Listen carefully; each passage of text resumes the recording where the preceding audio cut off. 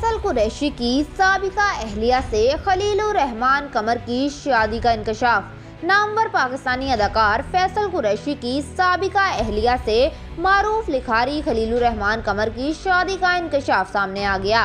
खलीलुर रहमान कमर एक मशहूर पाकिस्तानी राइटर हैं जो कई मकबूल टेलीविजन ड्रामे भी तख्लीक कर चुके हैं।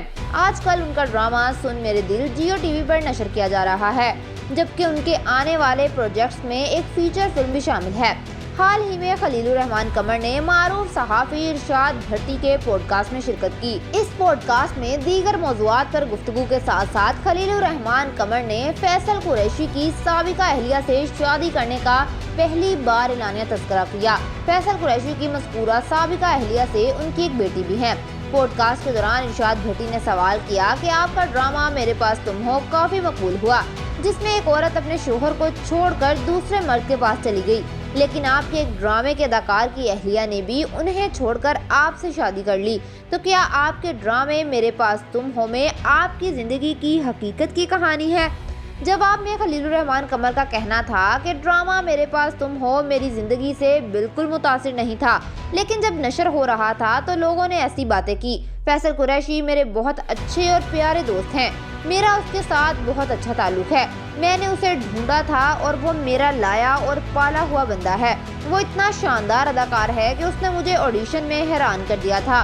वो सिर्फ 5 सीन्स के लिए आया था, लेकिन मैं उसकी अदाकारी देखकर हैरान रह गया और फिर मैं उसके लिए लड़ा। खलीलुर रहमान कमर ने मजीद कहा कि ऐसे वाक़े को मेरे ड्रामे से नहीं मिलाया जा सकता, ऐसा ना करें। फैसल कुरैशी की तलाक मेरी वजह से नहीं हुई, वो तलाक हर सूरत होनी ही थी।